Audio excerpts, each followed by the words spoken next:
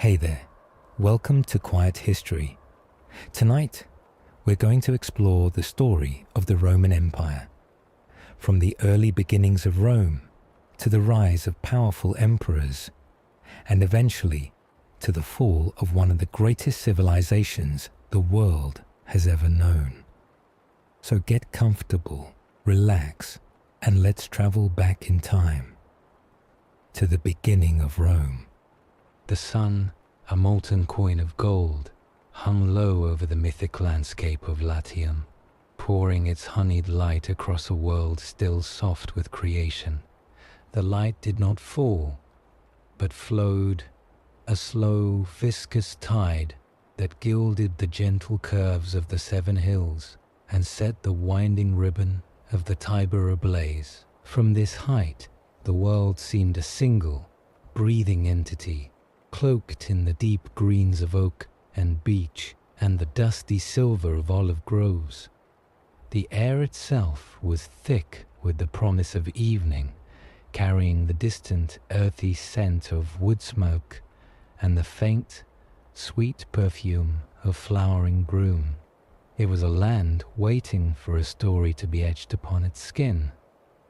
Upon the Palatine, the hill that would become the heart of the world, a figure stood silhouetted against a dying light. Romulus. He was not depicted as a warrior or a boisterous king, but as a solemn young man in a rough-spun woolen cloak, the color of dried clay. The fabric scratched against his neck, a tangible anchor in the moment. His face, in the living oil painting style of the scene, was all sharp planes and quiet intensity, his eyes the color of a storm-washed sky.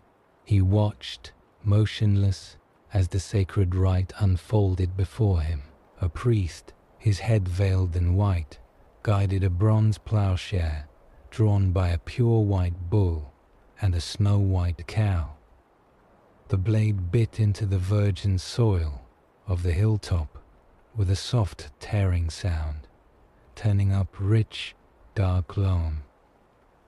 It smelled profoundly of life and decay. This was the marking of the pomerium, the sacred boundary no weapon could cross, the line that would separate the city from the wild, order from chaos. Clods of earth fell with a heavy final sound. Each furrow was a sentence written in the land, a declaration of intent. Romulus felt the vibration of the plow through the soles of his sandals, a deep, rhythmic pulse that seemed to sync with his own heartbeat. Men followed the priest, carefully lifting the clods and casting them inwards, forming a low, continuous mound. Their movements were ritualistic, slow, and imbued with a gravity that hushed the very birds in the trees. As the plow completed its circuit, the memory of how its guide came to be here hung in the golden air, not as a tale of action, but as a serene, fixed image. It was the legend of the she-wolf, recalled not with the snarls and river currents of drama, but as a faded tableau painted on the cool, shadowed wall of a cave. In that remembered painting, the twins Romulus and Remus were plump, sleeping forms, all rounded limbs and peaceful faces. The she-wolf who curved around them was not a beast of ferocity, but of an alien majestic tenderness. Her fur was rendered in strokes of soft gray and white, her body a protective arch, her muzzle lowered gently between them. Her eyes held a knowing, ancient calm. The Tiber's water in the painting was a flat band of deep blue, and the fig tree, the Ficus ruminalis, was a stylized burst of green. It was an image of silent providence, a moment of quiet salvation that existed outside of time, the foundational myth already softened into art. Back on the Palatine, the light was failing, shifting from gold to a deep, burnished copper. The furrowed boundary was complete. a dark scar against the hill. Romulus turned from the view of the hills and the distant river, his gaze moving to the center of the newly sanctified space. There, a simple hearth of gathered stones had been built. The men, their faces streaked with sweat and dust, gathered around it, their expressions a mixture of exhaustion and awe. The rough wool of their garments, the smell of their labor, the cool evening breeze lifting the hair from their foreheads, all were notes in a profound silence. From a clay lamp carried by the veiled priest, a single flame was taken. It was a small trembling thing in the vast twilight. The priest knelt, his movements reverent and slow, and touched the flame to the prepared kindling in the hearth. For a moment nothing happened. Then a thin curl of smoke rose, followed by a tiny defiant tongue of fire. It caught, growing, feeding on the dry wood, until a steady clear flame danced within the circle of stones.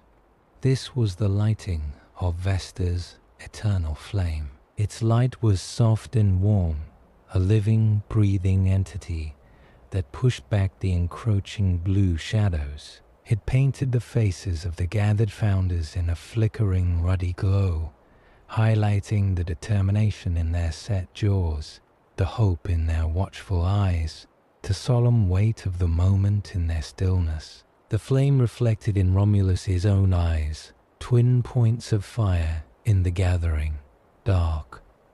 There was no speech, no triumphant cry. The city was founded in this quiet, solemn ritual. A ploughed line, a kindled flame, a circle of men bound by a shared dream. The only sounds were the crackle of the new fire and the first whispers of the night wind through the grasses on the hillside. The dream of hills and wolves was now a fact of earth and fire, and the long, patient story of Rome had found its first silent word. The eternal flame of Vesta, once a solitary beacon on a dark hilltop, had multiplied. Its essence now shimmered in the heat haze rising from ochre flagstones, glinted off bronze statuary, and warmed the very air of the bustling Forum Romanum centuries later.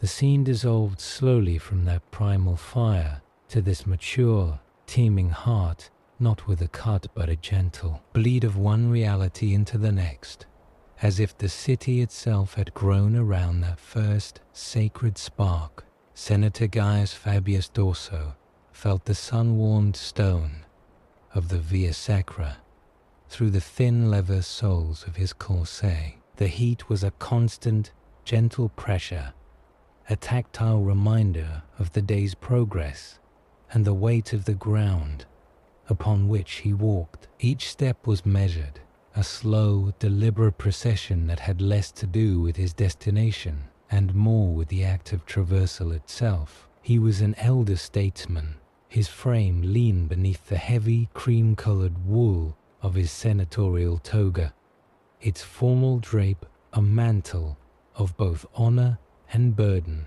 His face was a map of service, lined not with age alone, but with the careful contemplation of precedent and law, the skin weathered like old parchment held close to a lamp. Around him the forum was a living tapestry woven from vibrant color and murmured sound. Citizens moved in streams of saffron, indigo, and russet togas, the fabrics whispering as they brushed past one another. The air was thick, layered with the scent of sun-baked marble, the tang of sweat from the crowded tabernae, and drifting from the open doors of the temple of Vesta, the slow, sweet curl of incense, sandalwood and myrrh.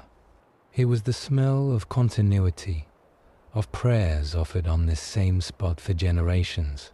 Gaius inhaled it deeply, the aroma settling into his bones alongside a profound familiar fatigue. It was the weight of the mos maiorum, the custom of the ancestors.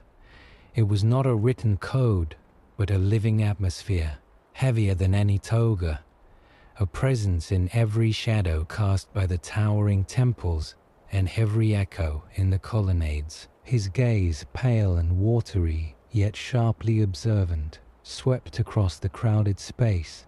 He saw the money changers at their tables near the fact. Basilicus and Pronia, their voices a rapid-fire clatter of negotiation and coin.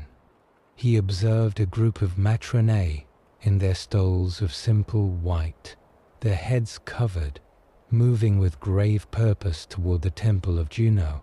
A litter borne by 4 muscular slaves carved a path through the throng, its silk curtains drawn against the dust and the common gaze. The visual noise was immense, a kaleidoscope of civic life, yet, to Gaius, it felt like a pattern he had decoded long ago. Each person, each action, was a thread in the vast, sturdy fabric of the Republic, a fabric he had spent his life trying to mend and preserve from unseen tears. His slow walk brought him to the open space before the rostra, the great speaker's platform adorned with the bronze beaks of captured ships. Upon it, a younger man, a tribune perhaps, was gesturing broadly. His mouth moved with passionate intensity, his hands carving shapes in the humid air. But to Gaius, the sounds were muted, transformed into distant, rhythmic murmurs, the specific words lost in the general hum of the forum.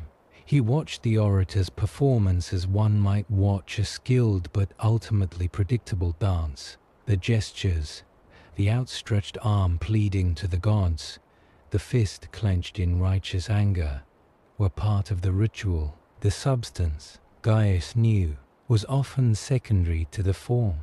True power, the slow-turning gears of the Republic, lay not in these public declarations, but in the quiet conversations in shaded porticos, in the unbroken line of wax ancestor masks in the atria of old families, in the patient interpretation of law and custom. He paused, allowing the flow of the crowd to part around him like water around a stone.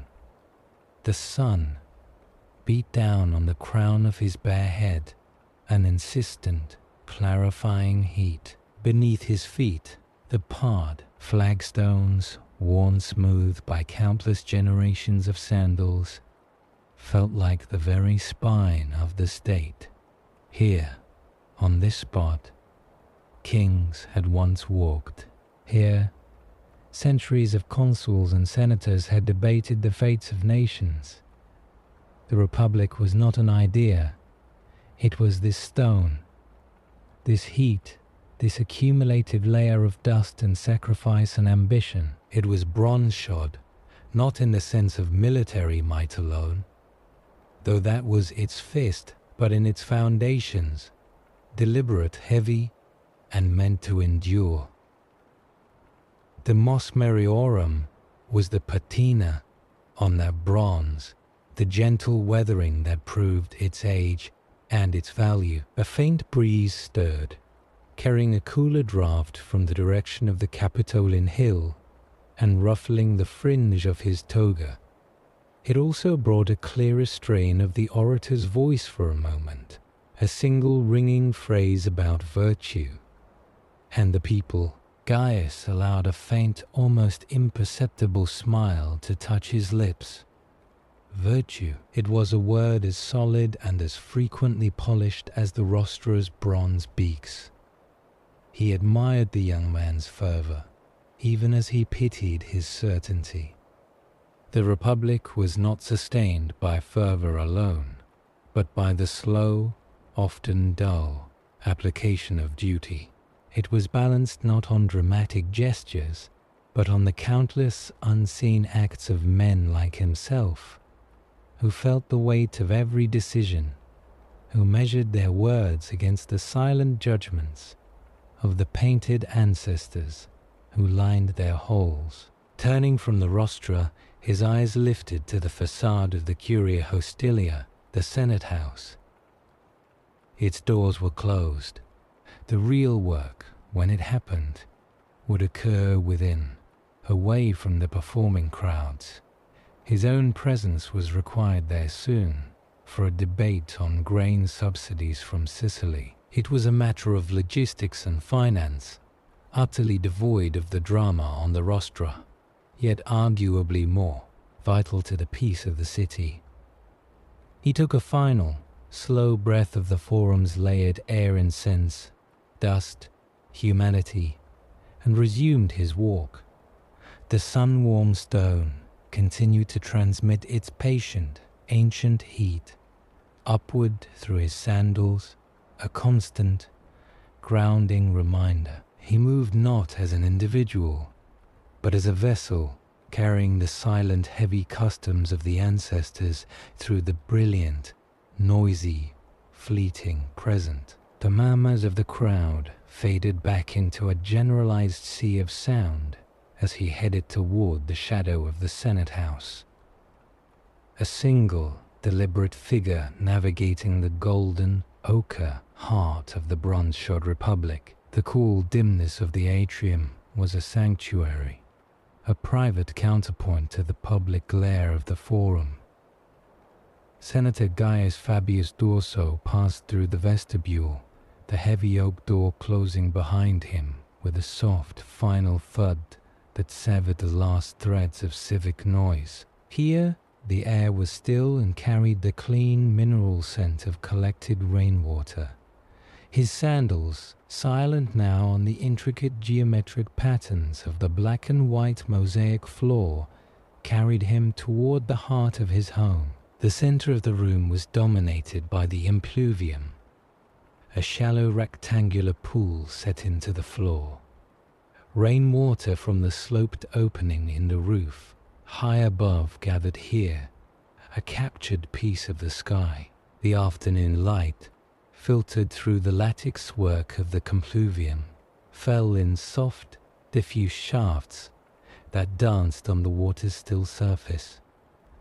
The pool was a mirror of calm, reflecting the faded blues and ochres of the surrounding frescoes, scenes of pastoral idyll and mythic heroism that seemed to sigh with quiet age. A single water strider skated across the plain, its tiny legs creating perfect, concentric ripples that barely disturbed the profound tranquility.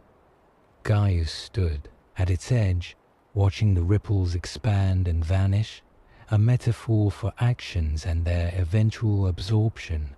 His gaze lifted from the water to the far wall, the place of highest honor. There, upon shelves of dark polished walnut, rested the Imagines Maiorum, the wax masks of his ancestors. They were arranged in a solemn procession, each mask a lifelike representation of a man who had held high office, their painted features preserved for eternity. The diffuse light from the roof pooled upon them, giving the wax a soft, almost ethereal glow. The faces were stern, dignified, their eyes blank yet somehow watchful. Cheeks were rendered with careful strokes to suggest the lean vigor of command. Brows were faintly furrowed with the weight of state. One, his own father, had the same aquiline nose and thin lips that Gaius saw in his bronze reflection each morning. Another, a legendary consular from 3 generations past, wore a faint, painted scar across his temple, a badge of service in the Samnite Wars. These were not mere memorials. They were the silent senate of his bloodline, the physical manifestation of the Mos Maiorum that had pressed upon him in the Forum. Gaius approached them slowly. He felt no sentimental warmth, only a profound and humbling accountability. The Republic's ideal of duty was not an abstract philosophy here. It was in the unblinking gaze of these masks. Their collective presence spoke of a balance that was personal, not just political. It was the balance between individual ambition and familial legacy, between personal desire and public service. To add one's own mask to this line was the ultimate validation of a life correctly lived, a life that had upheld the equilibrium of the state and the honor of the name. His own face, lined and tired, felt like uncured clay next to their finished, venerated perfection. He reached out, his fingers hovering just above the cool, smooth surface of his grandfather's mask. He did not touch it. The gesture was one of connection, not disturbance. This ancestor had steered the Republic through the crisis of Pyrrhus, choosing patient endurance over glorious rashness. The lesson was there, in the calm set of those waxen lips.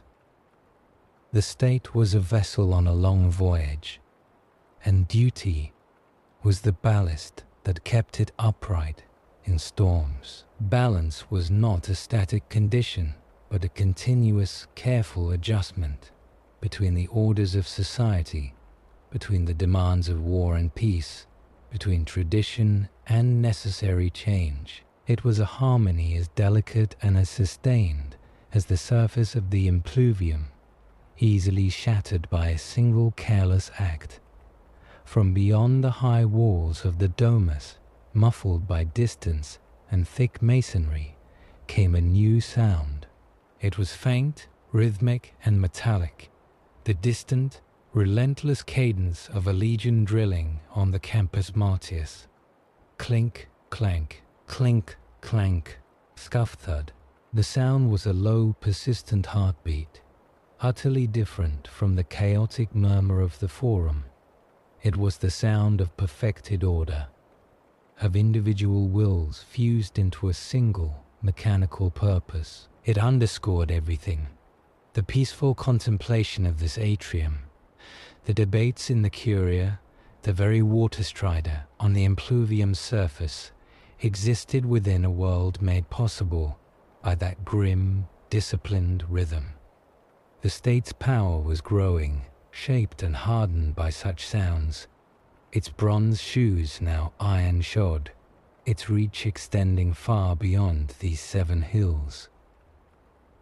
The Republic was becoming something larger, more powerful, and perhaps more unwieldy than the men in the wax masks could ever have conceived. Their ideals of balanced governance now had to administer an empire, and the weight of that new reality settled in the room like dust. A deep weariness, more spiritual than physical, seeped into Gaius's bones. It was the fatigue of bridging 2 worlds, the intimate ancestral world of the masks and the expanding, impersonal world signaled by the distant legion. He turned from the imagines and moved to a high-backed chair of carved cherry wood placed near the impluvium. Sinking into it, he let out a slow breath, the formal stiffness leaving his shoulders. The dancing light on the water became a hypnotic spectacle. The rhythmic drilling, now fully absorbed into the background, became a lullaby of power.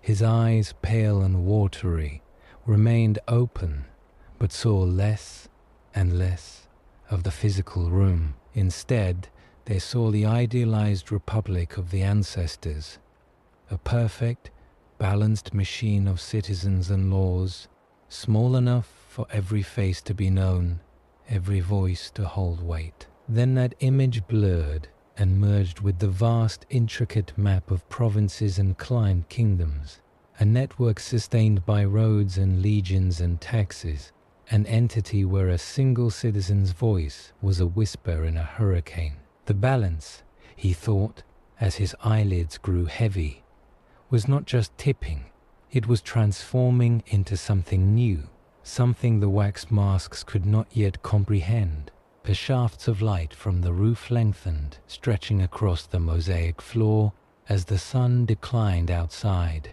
The water in the impluvium deepened from silver to slate grey. The rhythmic clink-clank from the Campus Martius faded as the drills ceased, leaving a profound, ringing silence in the atrium. Senator Gaius Fabius Dorso, his hand resting gently on the arm of the chair, succumbed to the quiet. His breathing slowed and deepened, becoming part of the room's stillness. He did not dream of debates or battles or legacy. He simply slept, a solitary figure in the gathering dusk, surrounded by the silent judges of the past, while the future, with its iron heartbeat, gathered its strength beyond the walls. The shadows deepened, pooling around his chair and climbing the shelves until the ancestor masks were swallowed by the dark, their solemn duty of watchfulness passing, for a few hours, into the realm of dreams. The quiet of the senator's atrium dissolved, not into darkness, but into another pool of lamplight, smaller, more intense, and hundreds of miles to the north. The transition was soft, a gentle focusing of the world's eye from the ancestral heart of Rome to a solitary tent on the edge of a conquered forest in Gaul. Here, the air did not smell of incense or rainwater, but of cold soil, damp wool, and the faint, acrid scent of lamp oil. The night outside was a vast black canvas, pressing against the leather walls of the praetorium, but inside, a small island of illumination held the darkness at bay. Julius Caesar sat at a plain campaign table, his face weary and thoughtful in the flickering light. He was not depicted in the gleaming armor of a triumphant, nor in the dynamic pose of command. Instead, he was captured in a moment of profound stillness, a detailed oil painting of contemplation. He wore a simple dark tunic, its wool coarse and practical. Over it, a scarlet cloak, the paludamentum of the commander, was draped carelessly over the back of his chair, a splash of color in the monochrome tent. His hair, thinning and carefully combed forward, was silvered at the temples, and his features, the sharp, intelligent nose, the penetrating eyes set deep in a network of fine lines, were those of a man who had seen too much geography and calculated too many risks. He looked not like the demigod of the Legion songs, but like a senior administrator at the end of an impossibly long fiscal year. Before him lay a stack of papyrus sheets, their edges curled from the damp. In his right hand he held a stylus, its bronze tip catching the lamplight. He was writing his commentaries. The act was not one of heroic chronicle, but of meticulous, almost tedious reconstruction. The sensory details were intimate, the dry scrape of the stylus against the papyrus, the faint woody smell of the parchment itself, the smooth, cool weight of the writing instrument between his fingers. He wrote in a clear, economical hand, pausing occasionally to consult a wax tablet covered in shorthand notes. His left hand rested flat on the table, fingers slightly splayed, as if steadying not just the page, but the very memory he was fixing into prose. The narration of his campaigns unfolded in his mind, not as a symphony of clashing swords and heroic charges, but as a vast, inevitable administrative task. The conquest of Gaul was not a series of battles. It was a logistical puzzle of unprecedented scale. It was the movement of 8 legions, 40,000 men, plus auxiliaries, slaves, and mules, across rivers that needed bridging and through forests that required roads. It was the calculation of grain supplies for a winter in hostile territory, the diplomatic management of 100 fractious tribes, some to be crushed, others to be coaxed into alliance. It was the surveying of land for new colonies, the drafting of treaties, the hearing of appeals, the organization of tax collection. The bloodshed was merely the violent punctuation in a long, complex sentence of governance he was writing onto the land. Each victory in his commentaries was presented not as a personal triumph, but as the next logical, almost foregone conclusion in a process of bringing Roman order, Romanators, to chaos.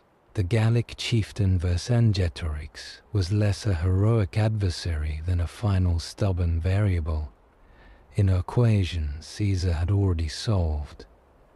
He paused, setting the stylus down, and flexed his fingers. The lamplight guttered, sending shadows leaping up the tent walls like silent, dancing captives. Outside, the sounds of the legionary camp were the true heartbeat of his work, the distant challenge of a password, the soft snort of a horse, the rhythmic tread of a sentry on the frost-hardened earth. These were the sounds of the machine he operated. He was its prime mover, yes, but also its chief accountant and its principal historian. The weariness on his face was not from lack of sleep alone, but from the cognitive weight of holding an entire, newly won world inside his mind. Its topography, its resources, its peoples, all now neatly catalogued and awaiting the stamp of the Senate and people of Rome. His gaze lifted from the papyrus and drifted to the side of the table, where a large vellum map was unrolled, held flat at the corners by 4 polished river stones. It was a map of the Republic, or what had been the Republic when he left. Italy was a familiar boot at the center. Gaul, now a vast new expanse, was painted in fresh green ink, bisected by the blue ribbon of the Rhine. His eyes traced the lines of the roads he had built, the dots marking the new forts and oppida now under Roman control. His work had transformed the map, pushing the edge of the known world outward by hundreds of miles. But his contemplation did not linger on the new territories. Instead, it traveled south, across the Alps, down the long spine of Italy, to the tiny, intricate web of streets that was Rome. There, in that dense knot of ink, the Senate debated in the Curia. The crowds jostled in the Forum. Men like the sleeping senator Fabius Dorso upheld the Mos Maiorum in shaded atria. It was a world of ancient procedures, of personal rivalries masquerading as constitutional principles, of a balance so delicate it could be overturned by a single vote or a well-placed rumor. From this distance, that world seemed both impossibly small and infinitely complex. He had mastered the vast, simple arithmetic of Gaul, legions times distance divided by supply. The politics of Rome were a higher, more volatile mathematics he had not yet finished solving.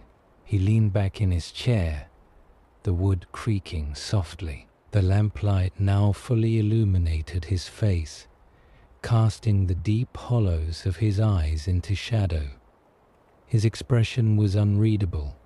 It was not the face of a man dreaming of glory, or even of power in its raw form. It was the face of a man who has successfully managed an enormous project and now contemplates the next, far more tangled assignment. The map of the Republic seemed to stare back at him, a challenge written in geography and ink.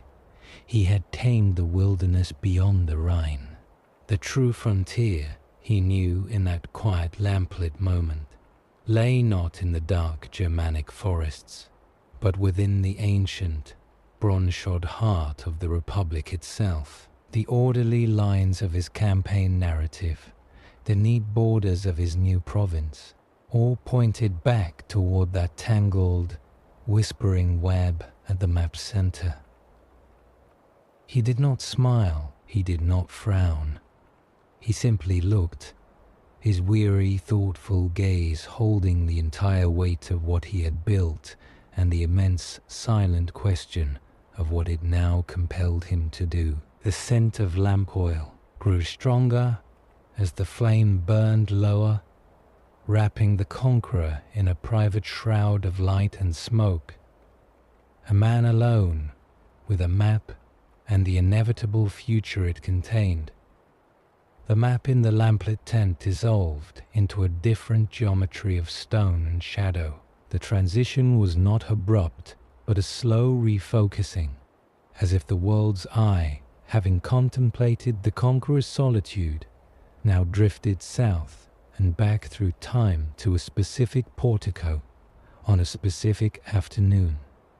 The damp chill of Gaul was replaced by the dry, warm stillness of a Roman March day, the sun a high white coin in a cloudless sky. The location was the shaded colonnade of the Theatre of Pompey, a space meant for leisurely conversation between performances, now the stage for an act that would silence all others. The scene was composed not as violence, but as a tragic slow-motion tableau. The portico was a study in contrasts. Brilliant bars of sunlight sliced between the columns, painting the marble floor in alternating stripes of dazzling white and deep, cool blue shadow. In one of these pools of shade, the figures were arranged with a terrible formality. Julius Caesar stood, not as the weary campaigner from the tent, but as the dictator in the full regalia of his office. His toga was a rich Tyrian purple, a color that seemed to drink the surrounding light. Around him, a semicircle of senators in their own togas, crimson, saffron, ivory, created a mosaic of moving color against the static marble. They were not yet attackers, they were petitioners, their bodies leaning in with feigned urgency, their faces masks of supplication and concealed intent. The only sound was the distant, drowsy murmur of the city beyond the theater complex, the hum of the forum, the cry of a street vendor, all softened by distance into a single, ambient sigh. Then the tableau began its slow, inexorable turn. A hand, emerging from a crimson sleeve, grasped not a petition, but the hilt of a dagger. The movement was not a lunge, but an extension, almost graceful in its deliberation. The first blade entered the purple fabric just below the shoulder. There was no theatrical spray, only a dark, swift bloom of a deeper, wetter purple that spread silently across the wool. Caesar's head turned, not in shock, but with a kind of weary recognition, as if he were acknowledging a finally delivered message. His eyes met those of Marcus Brutus, and in that glance was neither betrayal nor anger, but a profound, almost disappointed sadness. Then the other hands moved. The semicircle closed. The rich colors of the senatorial togas swirled and pressed inward, a kaleidoscope of reds and whites, and purples churning in the blue shadow. It was less an assault than a gathering, a fatal embrace. The daggers rose and fell not with frenzied stabs, but with a grim, ritualistic precision. The silence within the portico remained absolute, broken only by the soft, wet sounds of the acts themselves and the rustle of heavy cloth. Caesar did not cry out. He seemed to diminish, to fold inward, his purple-clad figure sinking slowly toward the checkered marble floor. As he fell, his hand opened. A scroll he had been holding, perhaps a petition, perhaps a note, slipped from his grasp. It tumbled through the air, a cylinder of pale parchment. Unrolling slightly as it fell, it landed with a soft, dry whisper on the sun-warmed stone. Just beyond the edge of the shadow, the unfurled section, fluttering once before, lying still in the blinding light. The senators stepped back, their breathing the first harsh sound in the new silence. They formed a backer of breathing the form's ragged circle now, their daggers held low, dripping. The body of Caesar lay at their center, a crumpled heap of brilliant purple in the blue shade. The contrast was stark, almost painterly, the vibrant, lifeless fabric against the cool, grey marble. The dark pool slowly expanding beneath it. The conspirators stood frozen, not in triumph, but in a kind of hollow astonishment, as if the echo of their own actions had stunned them. The distant sounds of the city continued, oblivious. Then, a single distant cry pierced the stillness, the call of a solitary bird, a swift perhaps, circling high above the theater's roof. It was a sharp, lonely sound that seemed to underscore the silence below rather than break it. The sound faded, leaving the quiet even more profound. The perspective began to drift, pulling slowly upward as if on a gentle current. It lifted above the portico, over the still figures and the central darkening splash of color. It rose above the curved wall of the theater itself, revealing the sun-dressed rooftops of Rome beyond, a sea of terracotta tiles, whitewashed walls, and the green dots of courtyard gardens, all bathed in the golden, late afternoon light. The city lay spread out, beautiful and serene, its daily life continuing unaware of the small, silent drama that had just concluded in one shaded corner. The view widened, the theater complex becoming a mere architectural detail in the vast urban tapestry. The narration, calm and measured, reflected on the turning point.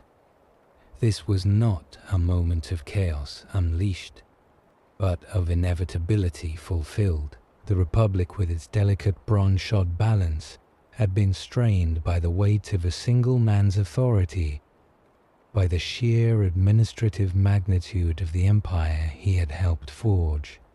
The assassination was not the city cause of the storm, but the first silent drop of pressure before its arrival. It was the logical, if tragic, output of an equation written long before in the ambitions of the conqueror, in the fears of the senators, in the unyielding tension between personal genius and collective tradition. The slow fall of the scroll, the distant cry of the bird, the peaceful rooftops, these were the notes of a history turning its page with a quiet, terrible finality. The camera continued to drift upward, the city shrinking into a model of itself, until the individual portico was lost to sight, swallowed by the whole.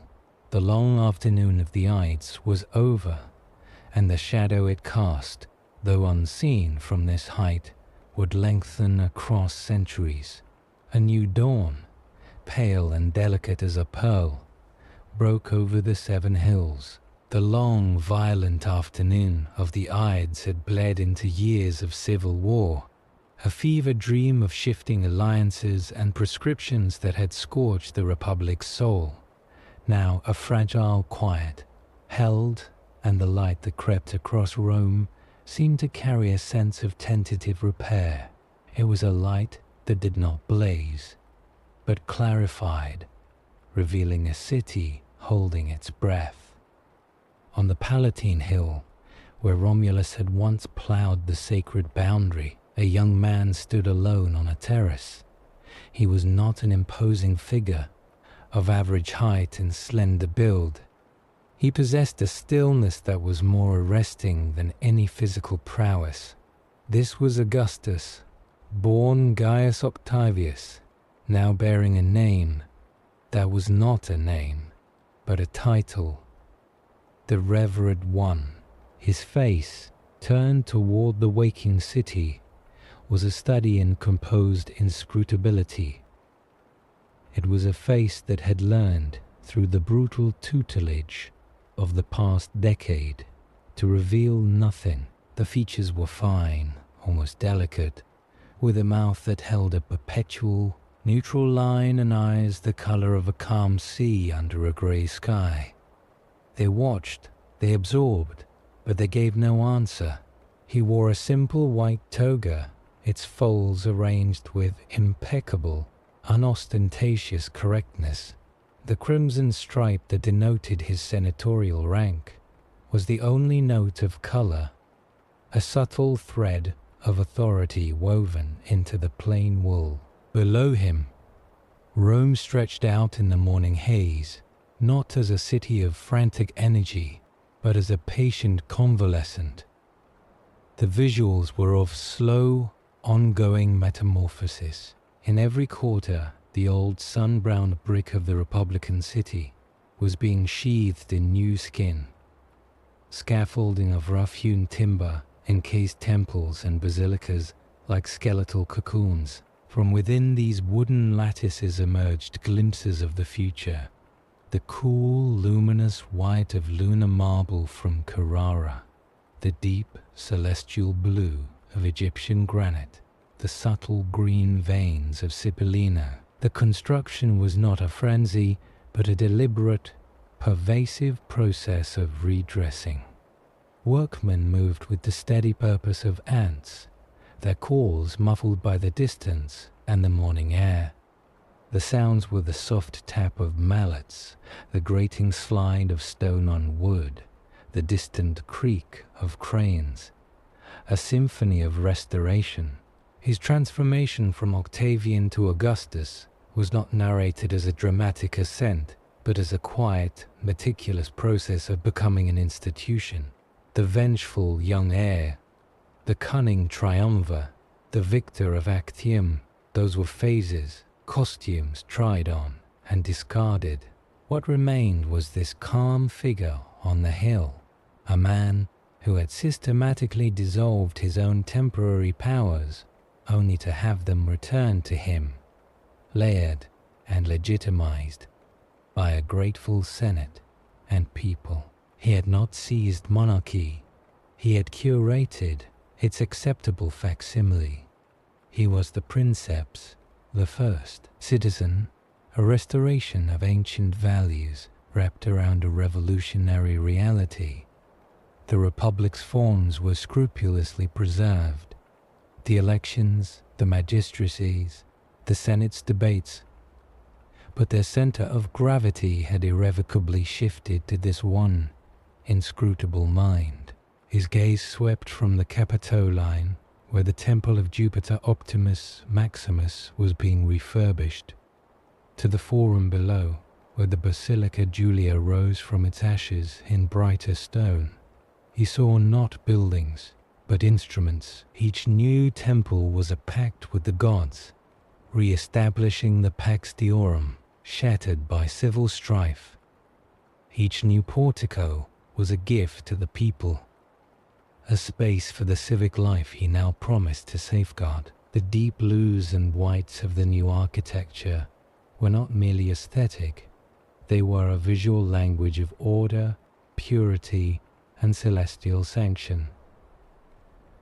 This was his dialogue with Rome, a conversation conducted in marble and law, quiet, persistent, and total. A soft breeze, cool with the remnant of night, lifted a lock of his carefully arranged hair. He did not brush it back. The air carried the scent of dew-damp dust, of fresh-cut stone, and from the Forum Boreum the distant, earthy smell of livestock.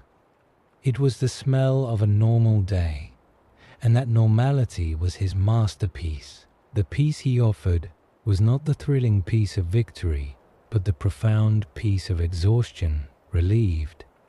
It was the silence after a storm, so complete it hummed in the ears. He turned finally from the panorama, his movement economical and fluid. The terrace was part of his residence, but it was not a palace. He walked through a modest peristyle garden, where rosemary and laurel grew in neat, ordered beds, their fragrance clean and sharp. His house, which he would later expand, was at this moment a testament to calculated humility. It was a senator's dwelling, respectable but not grandiose, attached to the temple of Apollo, which he had vowed during the wars. This was the symbol of his authority, not a throne on the Capitoline, but a home on the Palatine, nestled among the houses of other wealthy men, yet distinct. It spoke of a man who ruled not from a citadel, but from the historic heart of the city, as first among equals in a restored community. He entered the atrium. It was smaller, plainer than the hall of the Senator Fabius Dorso. There was no long line of ancestral wax masks. His family line was new, its legitimacy forged, not inherited. The light here was the same morning light that bathed the city, streaming through the compluvium to fall upon a simple marble floor.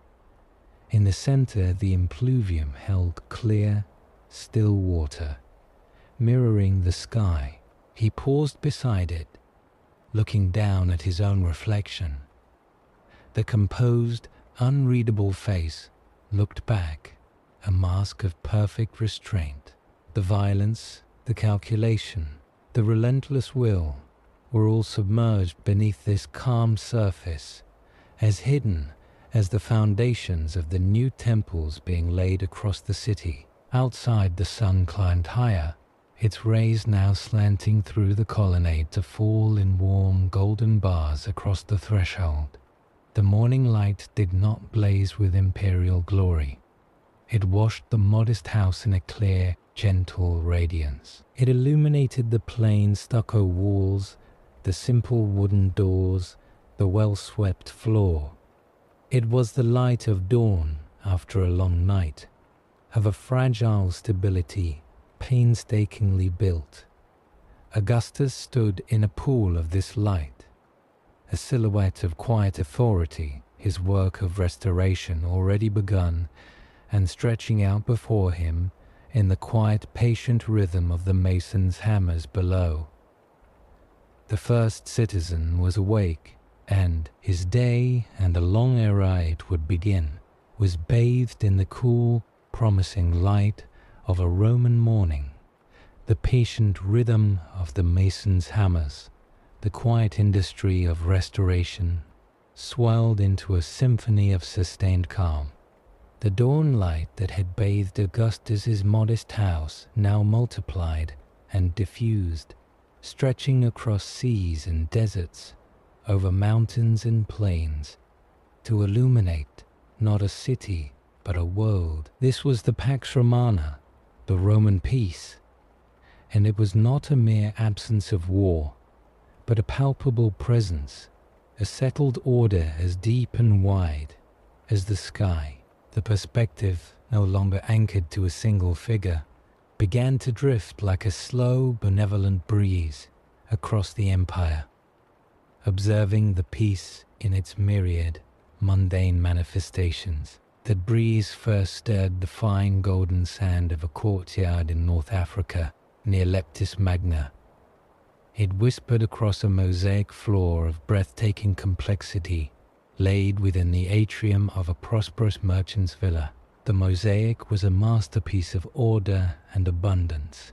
Its central panel depicted the god Oceanus, his bearded face benign, surrounded by a swirling menagerie of fish and squid, each tessera of lapis lazuli and green serpentine, placed with meticulous care. Radiating from this were geometric borders of interlocking quays and waves, and beyond them, scenes of rural harmony.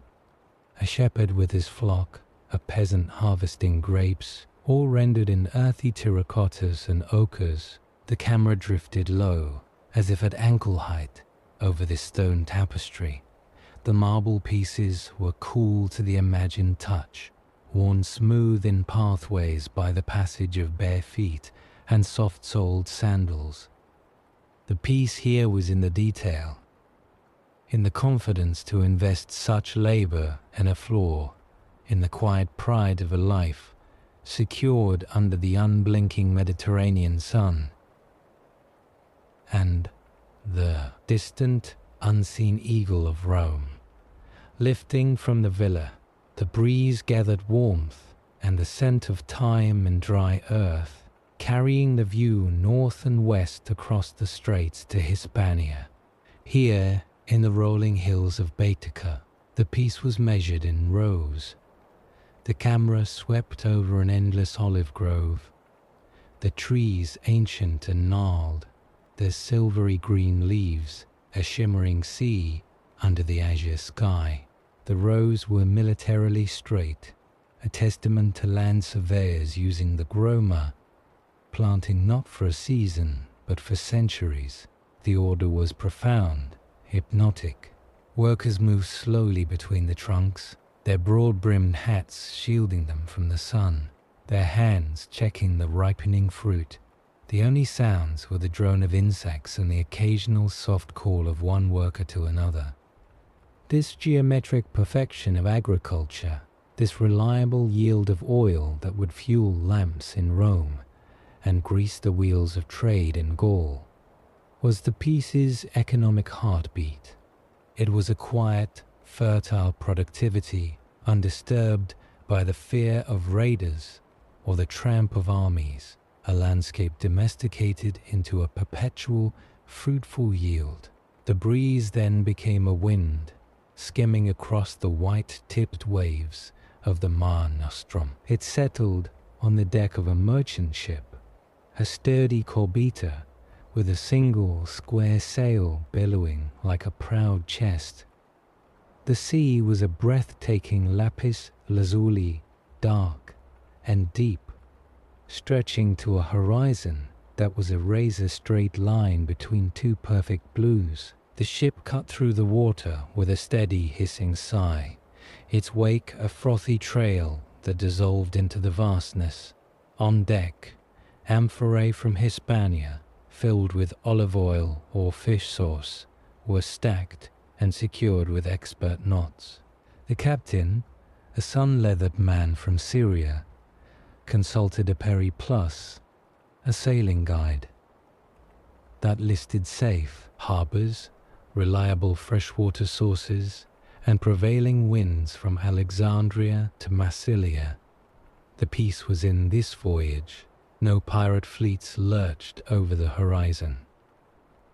No rival naval power contested the lanes. The sea was a Roman lake, its dangers reduced to weather and navigation, its vastness a highway binding together the villa's mosaic. The olive groves rose, and the hungry metropolis at the empire's heart. The sailor's gaze was not fearful, but calculating, fixed on the horizon and the profit to be made from calm waters and open ports. As the ship sailed on, the narration, calm and factual, began to list the achievements that made these scenes possible. It was not a boastful recitation, but a simple catalogue of the piece's infrastructure. The aqueducts, slender, arched stone spines striding across valleys, bringing cold, clear water from distant mountains to bustling cities. Their constant flow, the sound of urban life itself. The roads, the legendary via, straight as spearcasts, paved with fitted stone, stitching the empire together from the Scottish moors to the Syrian deserts. A legion could march on them, but so could a farmer with his cart. a courier with imperial post, a family relocating to a new province. The laws, the edicts of the praetors, and the rulings of the emperors codified and disseminated a common legal fabric that promised our waste of hair, however imperfectly, that a contract signed in Corinth would be understood in Carthage, that a citizen, and increasingly a non-citizen, had recourse to a justice that transcended local whim. These were not wonders, they were facts, as present and unremarkable as the air, the functional bones of the peaceful world. The journey of the eye ended in a provincial forum, perhaps in Gallia Narbonensis or Asia Minor. It was a smaller, that easier Narbonensis or Asia Minor. It was a smaller, cleaner echo of the Roman Forum, with its own basilica, its own temples to Jupiter and the imperial cult. The marble here was local, the columns perhaps a little less perfectly fluted, but the order was the same. In a sun-dappled corner, near a bubbling public fountain, sat a woman on a stone bench. On her lap, a child of perhaps 4 or 5, a boy with tousled hair, was laughing. He was pointing at a sparrow hopping boldly near their feet, his face a perfect, unguarded oval of joy. His mother's hand rested on his back, her expression one of tranquil contentment. The child's smile, in that clean, safe, well-ordered space, was the final, encapsulating image. It was a smile unburdened by any inherited memory of strife, born into a world where roads were safe, water was plentiful, and the vast, intricate machine of empire hummed so quietly in the background that its sound was indistinguishable from silence. This was the marble piece, hard, polished, enduring, and in its shadow, the soft, vulnerable, flourishing life it was built to protect. The breeze stirred the child's hair, and the scene held a perfect, fleeting testament to an era when the world, for millions, was not a thing to be feared, but a home to be inhabited. The marble piece, that smiling child in the sunlit forum, dissolved into a deep, damp green. The transition was not a gentle drift, but a sudden immersion, as if the world had drawn a cold, wet breath. The golden light of the provinces was swallowed by a perpetual twilight beneath a canopy of ancient pine and oak. The air, once scented with citrus and baking bread, now carried the raw, pungent smell of decaying leaves, damp earth, and the faint sweet rot of fallen timber. This was the limes, the frontier, the edge of the world where the marble order met, the silent, waiting wild. On a wooden watchtower, rising like a skeletal finger from the forest floor, a Roman legionary stood sentinel. He was a figure rendered anonymous by his uniform and the mist that wreathed the platform. His body was a study in disciplined stillness, encased in the functional weight of empire. Over a woolen tunic he wore a shirt of interlocking iron rings, the larica hamata, each link cold and damp to the touch, its metallic scent mingling with the forest's perfume. A heavy military cloak, the sagum, was clasped at his right shoulder with a simple bronze brooch. The wool was coarse and thick, the grey-brown color of the tree trunks around him, already beaded with moisture from the drifting mist. He could feel its rough texture against his neck, a constant, scratchy reminder of his duty. His world was a palette of deep greens and greys. Before him, the Germanic forest stretched away into a murky infinity. The trees were immense, their trunks moss-covered and blackened by damp, their branches forming a tangled roof that filtered the northern light into a watery greenish gloom. The undergrowth was a thicket of fern and thorn, a wall of vegetation that seemed to absorb sound and movement alike. Nothing stirred. No bird called. The silence was not empty, but dense. A presence in itself. It was the silence of watchfulness, of a landscape that held its breath. The only motion was the slow, ghostly drift of mist between the trunks, tendrils coiling around roots and rising to shroud the higher branches. His thoughts, in this suspended hour, were simple physical things, worn smooth by repetition. They drifted not to grand ideals of Rome, but to the memory of warmth. He recalled the fierce, dry heat of his native Hispania, the sun like a weight on his shoulders, the smell of dust and olive groves. He remembered the feel of sun-washed stone under his sandals, the vibrant chatter of a marketplace, the taste of wine that hadn't turned sour from the damp. Here, the cold was a subtle thief, seeping through the rings of his mail, through the wool of his tunic and cloak, to settle deep in his bones. It was a different cold than the crisp frost of an Italian winter. This was a damp, pervasive chill that never truly lifted, even in high summer. It was the cold of a land that did not know the Mediterranean sun, a primordial chill that predated roads and laws. The weight he contemplated was not the philosophical weight of the Mos Merom, but the literal physical burden he bore. The iron rings of his armor pulled at his shoulders, a familiar, fatiguing anchor. The helmet resting on the palisade beside him, a simple imperial Gallic type with a rust-stained brow guard, had a weight that promised headache after long wear.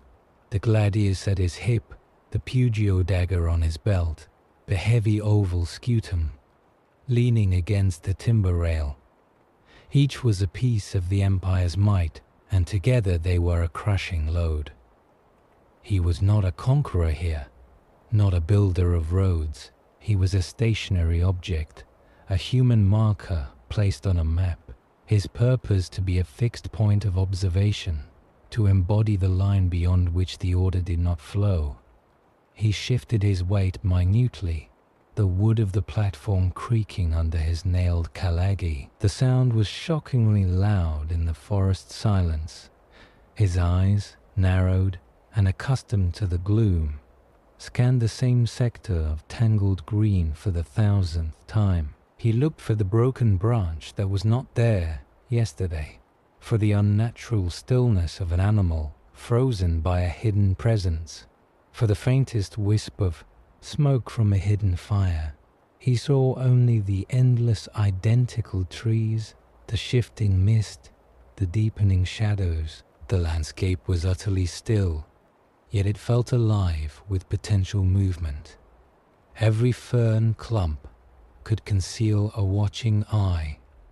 Every dark hollow between roots could be a passage. This was the empire's antithesis, not the open, sun-drenched forum or the geometrically perfect field, but the chaotic, unknowable, and patient wild. From this height, he could see the cleared ground around the timber and earth castrum, a quarter-mile behind him, a stark, geometric scar of Roman order in the organic chaos. The ditch, the wall, the neat rows of barracks roofs, all stood in defiant contrast to the encroaching forest. A thin column of smoke rose from within the fort, the smell of cooking fires barely reaching him against the forest's stronger scents. That small, ordered world was his anchor, the source of his rations, his orders, his rotation off this tower. But here, on the edge, He was alone with the quiet. He was the sensory organ of the empire, feeling its outermost limit where the paved road turned to a patrol path and then dissolved into deer trails. A drop of condensed mist gathered on the rim of his helmet and fell with a soft tap onto the wooden planks. The sound was a tiny punctuation in the long, silent sentence of his watch. He did not wipe the moisture from his face. The damp was part of the place, as integral as the pine smell and the green light. He was a man transformed into a fixture, another piece of the frontier's architecture, enduring the chill and the weight and the watching silence. The marble piece, with its aqueducts and smiling children, was a distant rumor here, a dream of another world. This was the reality of maintaining that dream. A solitary figure, in a grey cloak, standing in a tower of damp wood, holding a line against the deep, green, silent press of the unknown, the edge of the world drawn not in ink on a map, but in the chill on his skin and the unwavering focus of his eyes on the unmoving trees. The damp chill of the watchtower clung to the legionary's woolen cloak as he descended the rough-hewn ladder, his nailed boots finding each rung with the automatic precision of ritual. The forest's deep green twilight gave way to the geometric shadows of the castrum, the legionary fort, a stark island of human order. He passed through the gate, acknowledging the sentry with a silent nod that was more a blur of motion in the fading light than a true greeting. The air inside the walls was different, still cold, but scented with wood smoke, cooked grain, and the faint ammoniac tang of the stables instead of pure, wet earth. His relief complete, his only duty now was to himself, a few precious hours before sleep and the next watch. In the long, low barracks building, he found his assigned space. It was not a room, merely a section of a raised wooden bunk, in a hall filled with identical spaces, each holding a soldier's meager personal world, a rolled blanket, a spare tunic, a pouch for dice or personal effects. A small clay oil lamp burned on a central post, its flame guttering in the draught from the ill-fitting door, casting a restless orange glow that deepened the shadows in the corners and painted the weary faces of his contubarium mates in flickering relief. Some were already asleep, their breathing a soft rhythmic counterpoint to the settling sounds of the fort.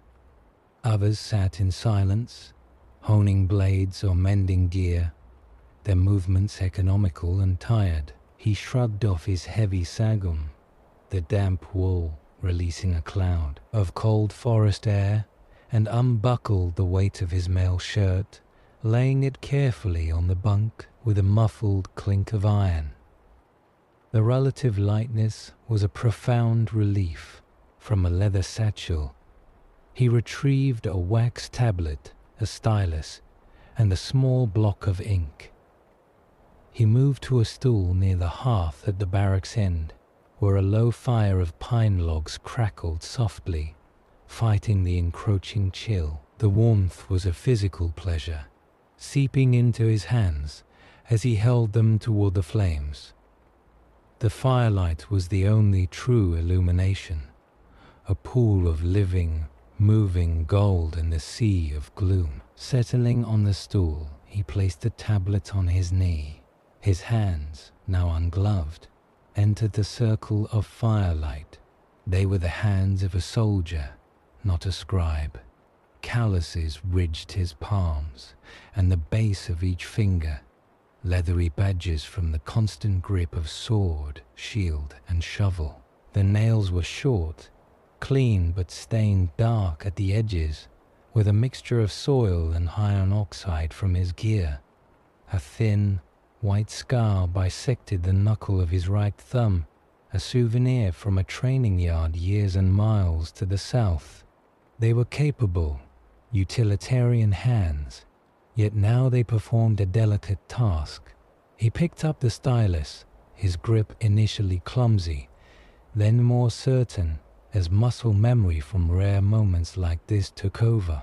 He began to write. The words came slowly, formed with a careful, blocky script that spoke of infrequent practice.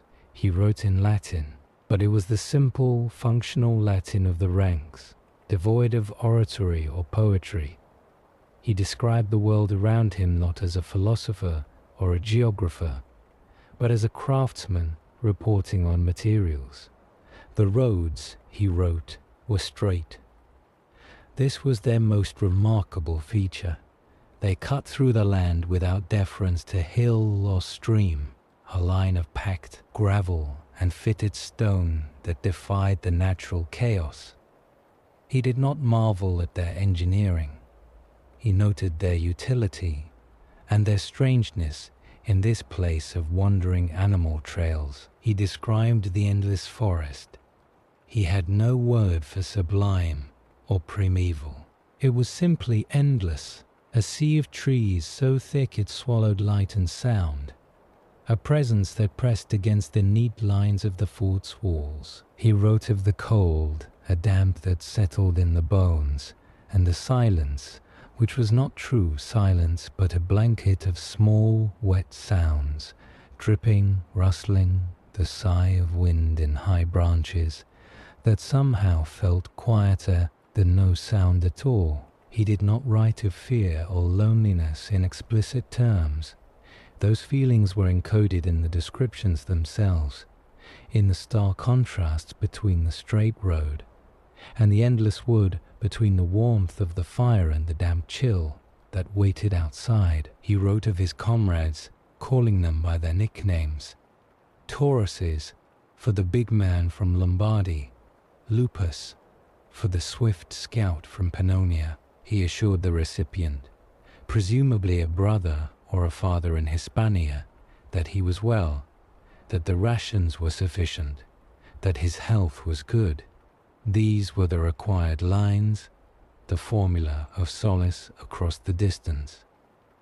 The truth of his existence, the weight of the watch, the ache of the cold, the psychological strain of holding a line against the formless wild, lurked in the spaces between these assurances, in the very effort of his hand, forming the letters.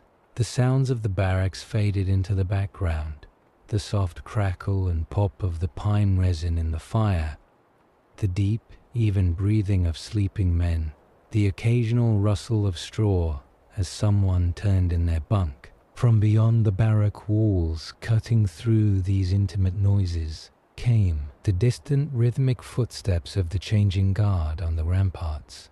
It was a measured, metallic sound, the crunch of gravel under nailed soles, the faint jingle of a belt or scabbard with each step. Crunch step, jingle, crunch step, jingle. It was the heartbeat of the fort, a sound of perpetual vigilance, as regular and as impersonal as the tides. It was a reminder that his moment of private reflection was a brief interlude in an endless collective duty. He finished his simple report, his message of mundane endurance. He blew gently on the wax to set the ink, the gesture almost tender. From a small pouch, he produced a disc of red sealing clay. He held it over the lamp flame until it softened, then pressed it onto the folded tablet. With the blunt end of his stylus, he pressed a mark into the warm clay, not a signet ring, which he did not own, but a simple, deep groove. It was his mark, the signature of his will, connecting this moment of quiet thought in a Germanic forest to a sun-baked courtyard in Hispania. The act of sealing felt final, a closing of a circuit. He set the sealed tablet aside and looked up, his face fully illuminated by the fire's dying light. It was a face that had lost the softness of youth, but had not hardened into cruelty. It was a mask of quiet endurance. The features were strong, weathered by wind and worry, the eyes deep set and reflecting the flickering flames. In them was no hint of heroism or grand passion, only a profound, settled acceptance. He was tired, but not defeated, alone in his thoughts, but part of an immense machine. The firelight carved valleys of shadow under his cheekbones and along the line of his jaw, emphasizing his stillness. In that moment, he was the human essence of the frontier. He was not the emperor on the Palatine or the engineer surveying a road. He was the single, anonymous point of contact, the place where the abstract idea of the empire, its laws, its peace, met the tangible reality of the wild. He held that line not with dramatic action, but with the simple, repeated acts of watching, walking, and writing. The vast, quiet frontier existed out there in the dark, but it was also held within him, in his endured chill, his recorded observations, his sealed silence.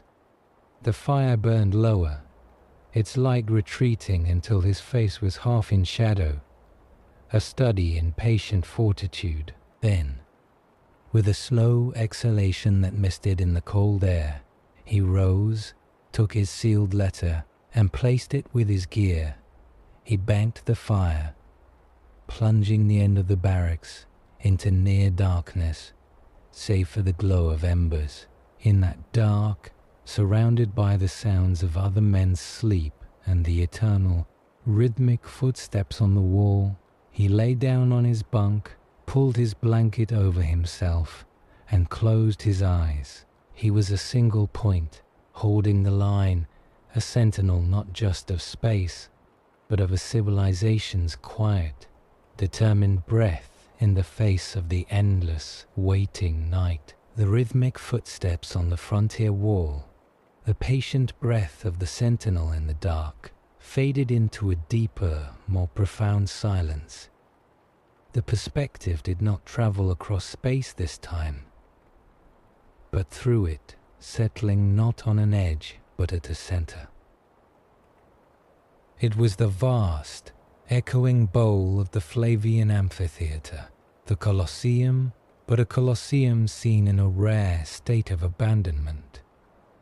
The hour was late afternoon, the sun a declining furnace in the western sky, its light no longer the fierce, white glare of spectacle, but a tired honeyed gold that poured obliquely through the high arcades.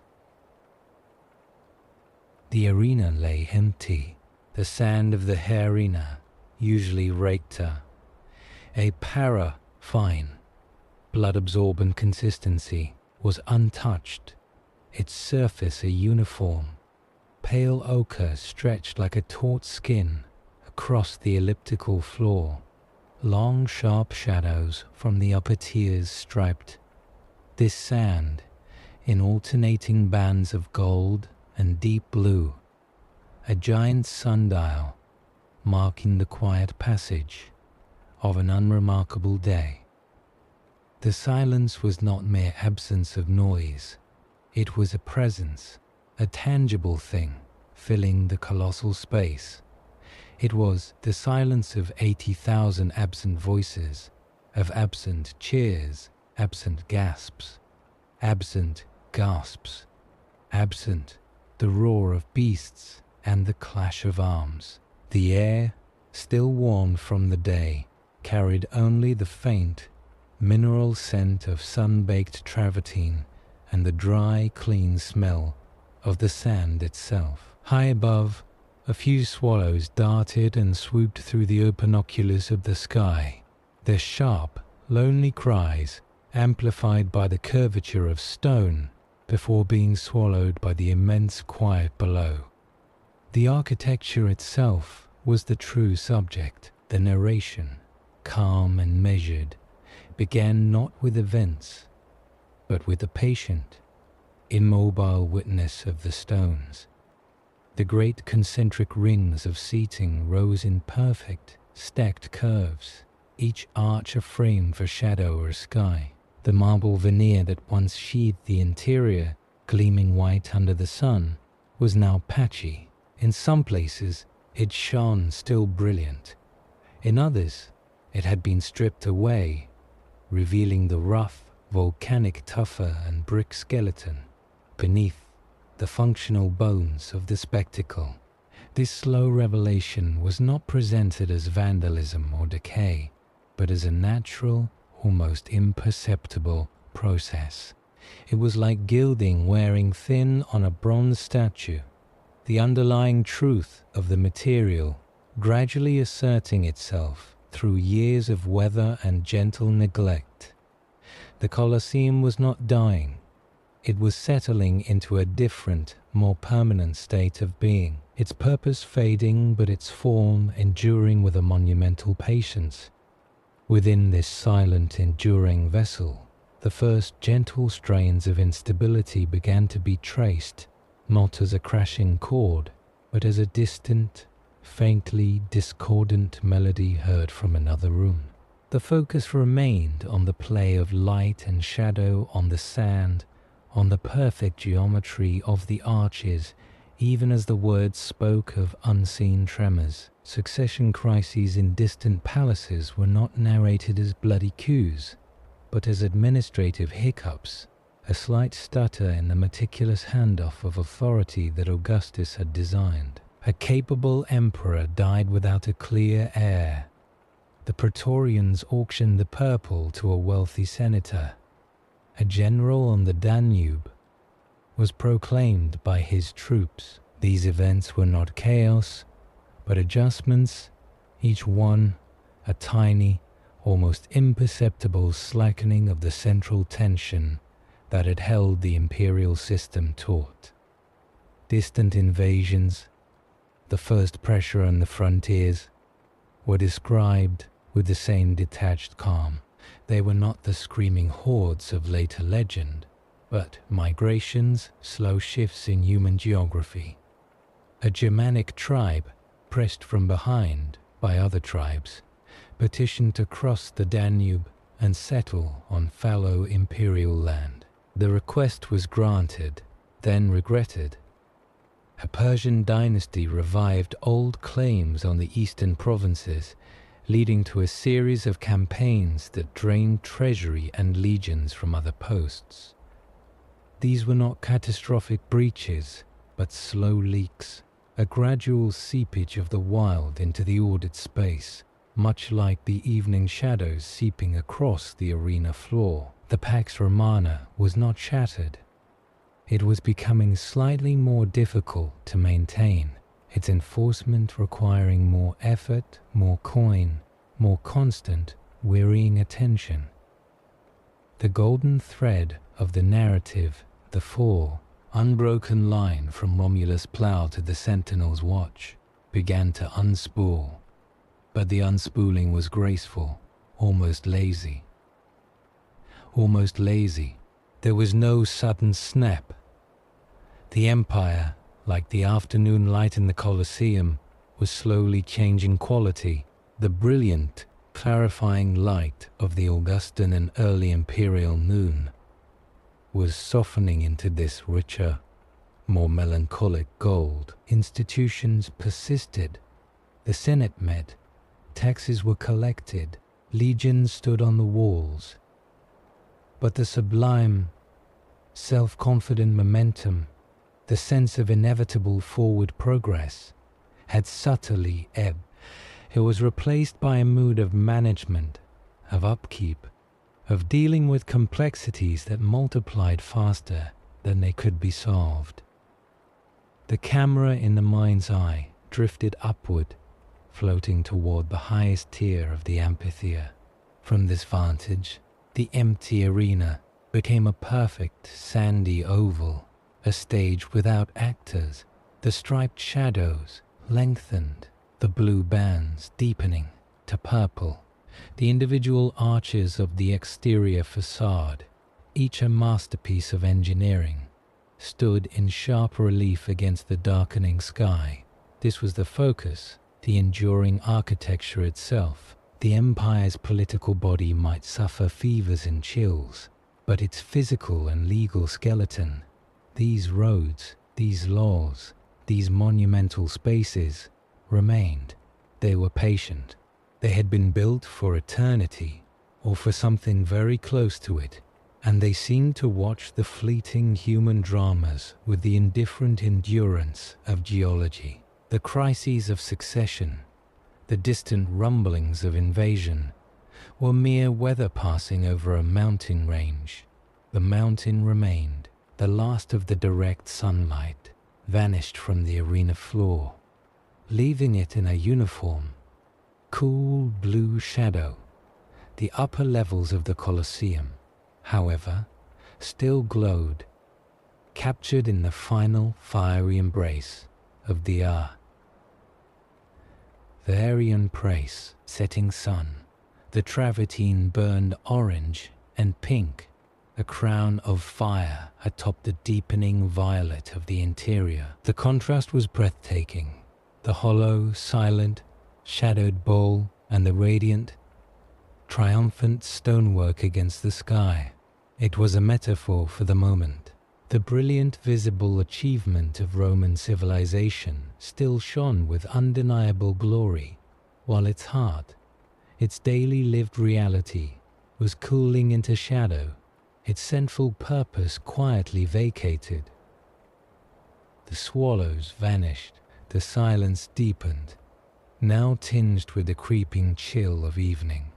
The Colosseum, this machine for crowds, was completely alone with its own grandeur. The first faint star appeared in the patch of sky above. The great monument did not mourn its empty state. It simply was. It had seen emperors and mards, gladiators and martyrs, oceans of blood and waves of applause. Now it saw quiet. It would see more. The slow fading, the gentle unspooling of the Golden Age was just another phase in its long, patient existence. The sand would lie untouched until morning, when perhaps workers would arrive to rake it smooth again, preparing for a spectacle that might be lesser or less frequent, but would still, for a time, go on.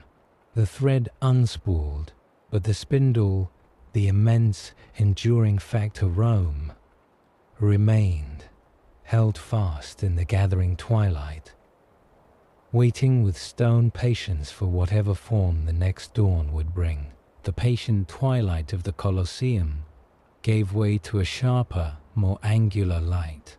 The perspective shifted across the sea, not with a gentle drift, but with a decisive cut, as if the empire itself had flinched from its sprawling, fevered center to a place of calculated retreat. The setting was no longer an organic bowl of stone, but a geometric assertion. The palace fortress of Diocletian at Salona by the Adriatic shore.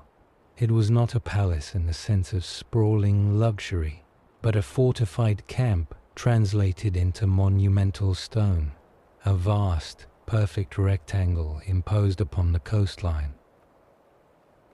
The visuals were sharp, shadowed, and imposing, rendered in a stark chiaroscuro, where light and dark did not blend but stood in militant opposition. The sun, high and white, beat down on the pale limestone walls, making them gleam like a bleached bone. The shadows they cast were deep, inky pools of absolute black, carving the surrounding grounds into zones of blistering exposure and cool, secretive dark. Every line was deliberate. The rigid square of the perimeter walls, the straight march of the colonnades within, the precise arches of the gates. Vegetation was tamed into severe ornamental hedges or absent altogether, leaving only gravel, stone, and the distant, shimmering blue plain of the sea. The air was still and carried the dry, hot scent of dust, heated marble, and the faint saline tang from the water. It was the smell of clean, sterile order, a world scrubbed of ambiguity. Within this vast geometric diagram, the emperor was a distant figure, seen from a high vantage point within the palace grounds, perhaps from the arcade of the peristyle. Diocletian was a small, rigid shape, moving with measured steps across a sun-drenched courtyard. He was not depicted as a god emperor or a warrior, but as a chief administrator, a systems architect. His purple cloak was a spot of rich color against the monochrome stone, but it seemed less a symbol of divinity than a badge of office, a uniform. His movements were economical, devoid of flourish. He was a man organizing an entity that had grown too vast, too complex, too febrile for any one man to comprehend through charisma or tradition. Alone. The empire was a chaotic, gasping beast. He was the veteranian applying a tourniquet and drafting a strict regimen for its survival. The narration described his reforms with a sense of solemn last-ditch structure.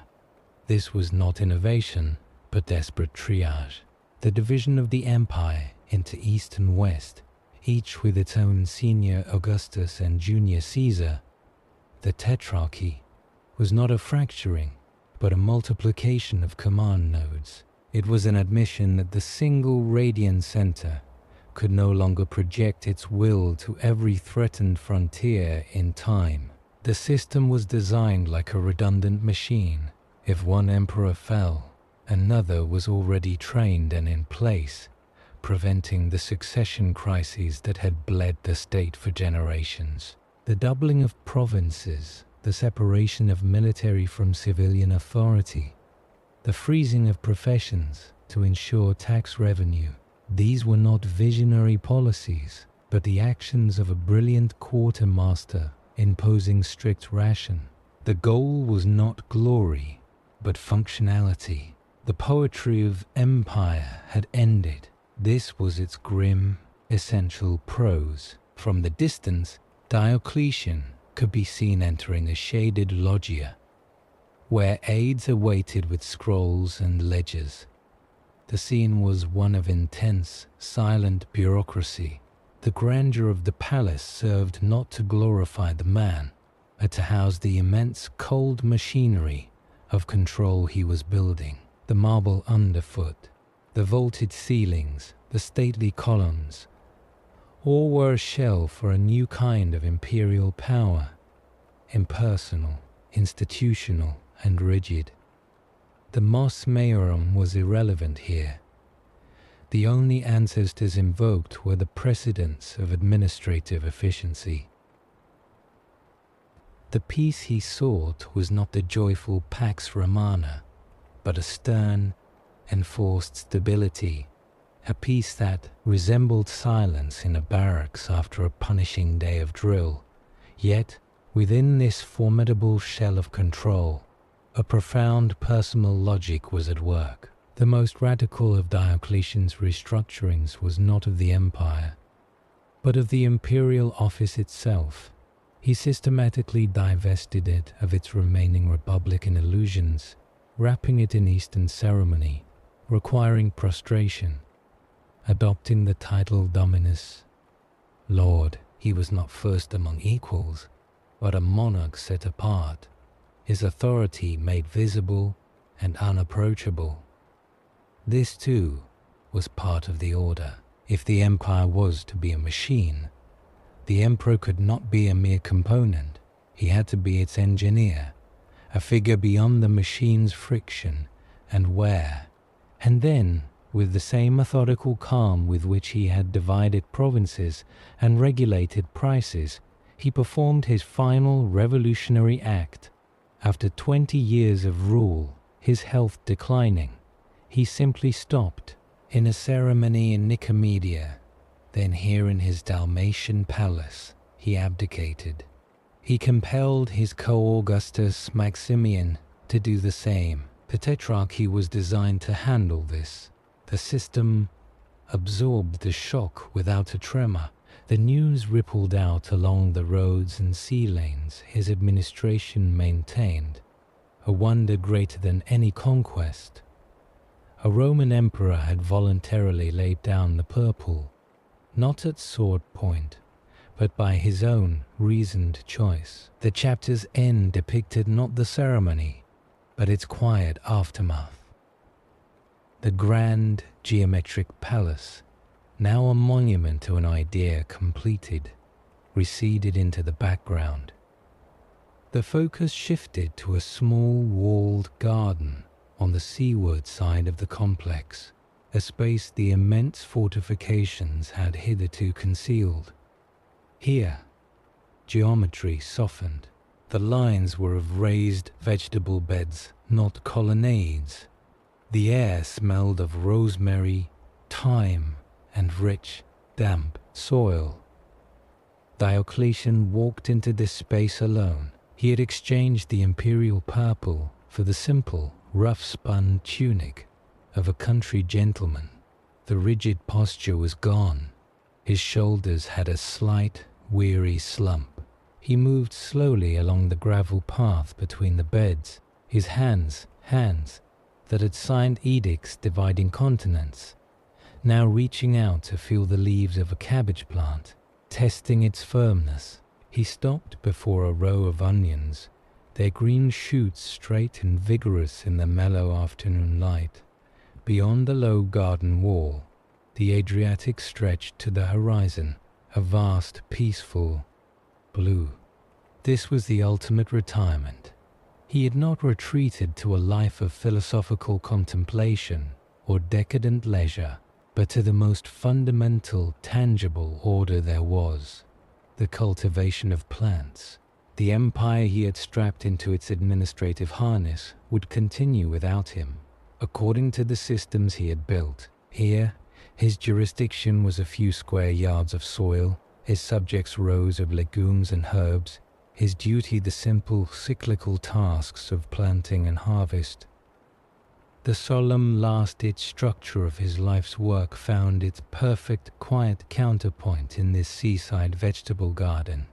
He knelt carefully, his knees pressing into the soft earth, and began to weed a bed of lettuces, his movements slow, deliberate, and utterly absorbed. The conqueror of chaos, the architect of enforced order, had finally found a domain whose complexity was gentle, whose demands were pure, and whose yield was silent, tangible, and his own. The imposing chiaroscuro of the palace was replaced by the dappled green-gold light of the garden, and the small, retired figure working the soil became the final, peaceful word in a chapter of desperate, magnificent control. The quiet, earthy peace of the retired emperor's garden dissolved in a soft, aqueous wash of light, as if the Adriatic itself had lifted and flowed eastward, carrying the world's gaze to a new threshold. The transition was a gentle submersion into a different dawn, one that broke not over the familiar seven hills, but over a strategic peninsula where Europe leaned toward Asia. The color palette, once dominated by the ochres of Italy and the deep greens of the frontier, underwent a profound shift. Here, the light itself seemed manufactured from precious materials, brilliant golds that gilded every surface, luminous whites that glowed with an inner fire, and deep imperial purples that pooled in shadows and draped the shoulders of the mighty. This was Constantinople, the new Rome, and it shone with the hard, dazzling brilliance of a deliberate dream. The first sight was the Theodosian walls, not as mere fortifications, but as a statement in limestone and marble. They stretched across the landward side of the city, a triple line of defense that looked less built than engraved against the morning sky. Their countless towers, regular as the teeth of a colossal cone, cast long, precise shadows over the open fields beyond. They spoke not of a frontier to be held, but of a treasure to be sealed, a sanctum declared impervious. Beyond them, the city ascended in terraced splendor toward the apex of the old Greek Acropolis, now crowned not by a temple to Athena, but by the burgeoning bulk of the great church. The camera, disembodied and drifting, floated over this newborn marvel. It passed over the vast elongated oval of the Hippodrome, its spina adorned with ancient trophies, the serpent column from Delphi, the obelisk of Thutmose III, plundered to sanctify this new stage for the old Roman rituals of chariots and crowd. The tiers of seats were empty at this hour, the track smooth and pale, yet the space thrummed with latent energy, the memory of 100,000 voices already imprinted on its stones, a direct transplant of the Roman populace his heart from the banks of the Tiber to the shores of the Bosphorus. But the true testament, the axis around which this new world spun, lay further up the hill.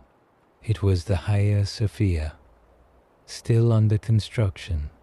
The vision was not of the finished, heaven-straining dome that would later stun the ages, but of the act of faith in progress.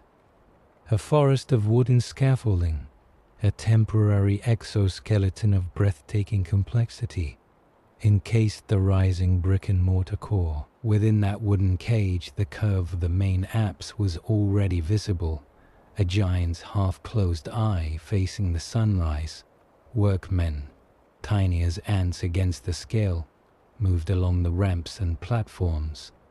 The sound was a distant, industrious murmur, the chip of chisels shaping marble revetment, the creak of ropes hauling baskets of mortar, the shouted instructions in Greek and Latin. This was not the quiet, patient building of the Augustan peace. This was a focused, urgent creation, a physical prayer being raised stone by stone against the sky. It was the enduring Roman spirit, but translated eastward, its Latin spine now sheathed in Greek intellect and Oriental mysticism. Its gods replaced by a single omnipotent Christ, its ambition channeled into vaulting a space where heaven might touch earth. The sensory details of the city were a potent mixture of the familiar and the exotic. The salt air off the Bosphorus was a constant, brisk presence, sharp and cleansing, carrying the cold, deep scent of the waterway that was the city's reason for being. It mingled with the smell of fresh-cut marble from the quarries of Proconnesus and the sweet, resinous smell of cedar beams being hauled from the docks. But overlaying it all, drifting from the dozens of smaller churches and chapels already completed, was the sound of chants, not the solemn, sparse rituals of the old Roman priesthood, but a continuous, melodic flow of Greek liturgy, a human harmony that seemed as much a part of the atmosphere as the light. It was a sound both ancient and new, a vocal tapestry weaving the city together in a shared spiritual breath. And everywhere there was glitter. As the rising sun cleared the hills of Asia, its rays struck the nascent mosaics within the half-built churches and the palaces along the Meuse, the great central avenue. They ignited flashes of brilliant color, cubes of glass and gold leaf set into mortar, depicting crosses, saints and emperors. They shimmered in the interior dimness like captured stars, a promise of the celestial splendor to come. This glitter was the new language of power and piety, a visual rhetoric far removed from the austere bronze and inscribed stone of the old Forum. From this vibrant, salt-scented, chanting height, the Western Empire felt distant, not in miles, but in essence. It was a memory, and a fading one. The perspective, hovering near the summit of the construction, seemed to look west, back across the thin-escaped hills of Thrace, across the Balkan mountains, across the Adriatic that Diocletian had gazed upon. Out there, beyond the horizon of this dazzling new beginning, the old heartlands were slipping into a different kind of twilight, not of gold and mosaic, but of rust and quiet overgrowth. The administrative energy, the flow of wealth, the theological fervor, the military priority, all had recentered here, on this fortified peninsula between two seas. Rome, the original, remained a revered and haunted symbol, but its political and spiritual gravity had migrated. Constantinople was not a successor. It was a transfusion, the vital essence of Romanators pumped into a younger, stronger body, its pulse beating to the rhythm of Greek chants and the lap of water against sea walls. The new Rome by the Bosphorus stood bathed in the brilliant, hopeful dawn of its own creation, a dazzling, deliberate reboot of eternity, while the West, wrapped in the soft, melancholy shadows of past glory, receded into the silent gathering past. The dazzling, salt-tinged dawn over Constantinople's golden domes dissolved into a softer, dustier light. The transition was a long, slow fade westward, across the wrinkled spine of the Balkans, over the blue Adriatic that had witnessed an emperor's retirement, and into the deep, sun-warmed heart of the Italian peninsula. But not to Rome itself. The journey ended in a smaller, forgotten node in the vast, fraying network, a provincial town in Samnium. Its original Oscan name, long since buried under its Roman designation. Here, the brilliant golds and purples of the new Rome were unimaginable. The palette was one of faded terracotta, sun-bleached travertine, and the dusty green of unchecked weeds. The town's forum was still used. It was not a ruin. The basilica, a modest structure of local limestone, still housed the town council on the calends of each month. The small square temple to Jupiter, Optimus, and Maximus still received the occasional offering from a pious farmer hoping for rain. But the space felt empty, not from a lack of people, but from a lack of consequence. The geometric certainty of Roman planning was still visible in the grid of the streets, but it was sketched now, blurred at the edges. The forum's colonnade, once a graceful promenade of slender columns, stood intact but weary. Several columns showed cracks veining their surfaces like dried riverbeds.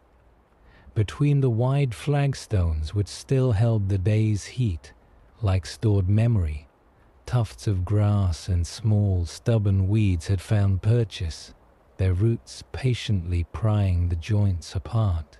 They were not yet a conquest, but a quiet, green insinuation. Through this colonnade walked a man named Decius Valerius Festus. He was the local doumvir, a magistrate, the highest official in the town. He was also, though he seldom thought of it in such terms, a distant descendant of the senator Gaius Fabius Dorso, who had once walked the Via Sacra, feeling the weight of the Mos Maiorum. The bloodline had thinned, its ambitions reduced from steering the Republic to administering a grain dole and adjudicating disputes over a mule's ownership.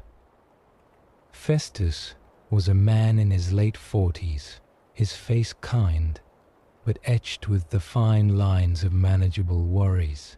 He wore a tunic of good, plain wool, and a cloak against the evening's coming chill, but no toga. The formal garment was rarely seen here now, reserved for the most ceremonial of occasions in the larger, yet still distant, municipal capitals. His footsteps echoed softly under the colonnade's roof, a lonely, rhythmic sound. The warmth of the stones seeped through the thin soles of his boots, a familiar, comforting sensation. This was the atmosphere of beautiful decay. The late afternoon sun, rich and amber, poured across the forum, gilding the worn capitals of the columns and casting long, distorted shadows from the squat, ancient statue of a local benefactor, its inscription smoothed to near illegibility. The light did not illuminate grandeur, but texture, the pitting of the limestone, the delicate tracery of a spiderweb between two columns, the soft, velvety moss growing on the north side of a plinth. The air was still and fragrant with the dry, sweet smell of worn stone, sun-baked earth, and the faint herbal scent of the wild chamomile growing in the cracks. As he walked, he passed a small group of elderly men seated on a stone bench worn smooth by generations. They were discussing in the slow, measured tones of those for whom news is a form of entertainment rather than alarm. A rumor, a traveling trader from the north, had spoken of movements among the barbarian tribes beyond the Padus River. Not an invasion, nothing so dramatic, just movements. A group of Hurrieli here, a band of Rugi there, shifting, pressing against the imperial limes far to the north. The men discussed it with a quiet, tired resignation. Their voices held no fear, only a vague, melancholic acknowledgement, like men noting the direction of a distant storm cloud that may or may not drift their way. One of them, a retired centurion whose back was still straight, remarked that the Limitanii, the frontier troops, were not what they had been in his day. Another shrugged, saying the taxes were just as heavy. There was no call to arms, no fiery rhetoric. The conversation drifted, as the sunlight did, to the prospects for the olive harvest and the unreliability of the new blacksmith. Festus heard them as he passed, catching the gist. He did not pause. The rumor was a feather on a scale already weighted by centuries. The beautiful, decaying stone around him held more immediate truth. His town still functioned. Water still flowed from the public fountain, fed by an aqueduct maintained by a skeleton crew of municipal slaves. The calendar of markets and minor festivals was observed, but it was a life lived in a narrowing circle, an echo growing fainter with each repetition. The great arterial roads that passed near the town, the Via Appia and the Via Valeria, still carried traffic, but less of it was imperial couriers and legionary detachments, and more of it was local farmers and the occasional wary merchant. The world beyond the hills was receding, becoming abstract, a matter of rumors and diminishing tax remittances. He reached the end of the colonnade and stepped out into the open forum. The sunlight was a palpable warmth on his face. He looked across the square to the Curia, the small council chamber. Its oak door was closed. Nothing was decided there anymore that truly mattered to the wider world. The empire was elsewhere, in the dazzling fortified heart on the Bosphorus, or in the strained military courts of Mediolanum or Ravenna, where emperors of the West now typically resided, fighting a perpetual, draining rearguard action.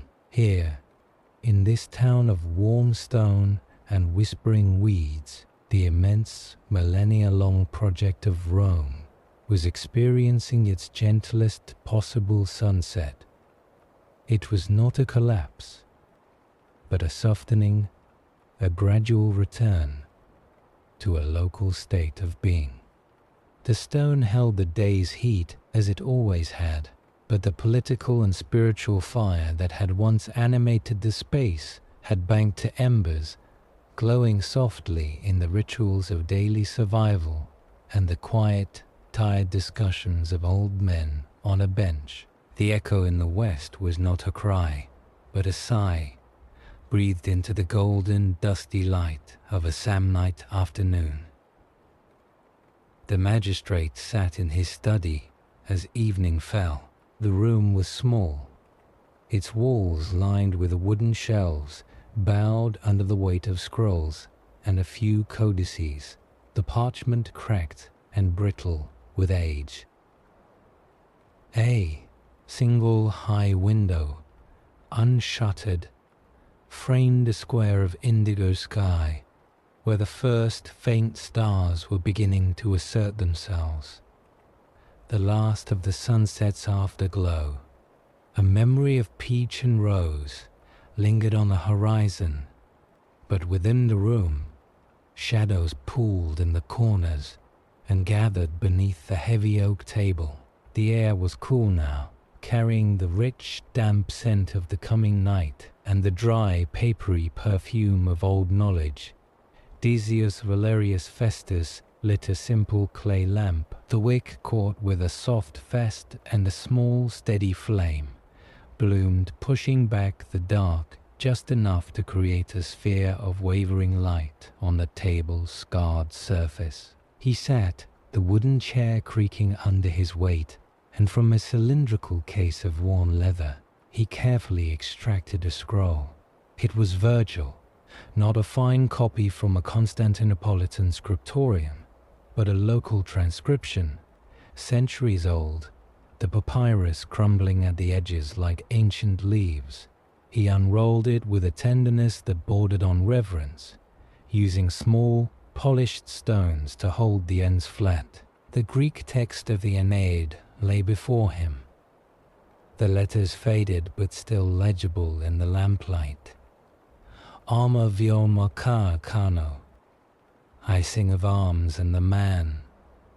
He did not read aloud. His eyes traced the familiar lines, not seeking narrative or even solace, but simply communing with the shape of the words, the rhythm of the hexameters that had once been the heartbeat of the civilized world. Here was the foundational myth, the story of flight from burning Troy, of a destiny found through suffering, of a city ordained by the gods.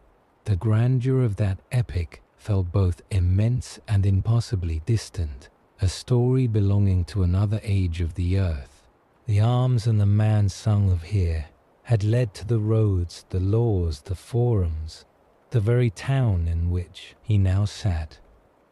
But the song itself seemed to have finished its final verse long ago, its last note hanging in the air, thin and ghostly. The sounds from outside were not of the city, but of the land reclaiming its silence. Through the broken archway that led from this small courtyard into an overgrown garden, the wind sighed, a soft, continuous breath that stirred the leaves of a wild fig tree and whistled faintly through the crack in the stonework.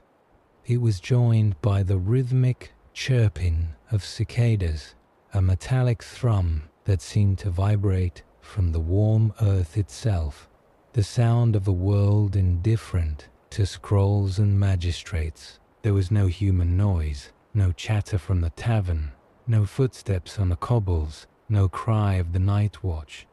The town had withdrawn into itself, a creature going to sleep. He read of Aeneas's descent into the underworld, of the pageant of Roman heroes yet unborn shown to him by Anchises.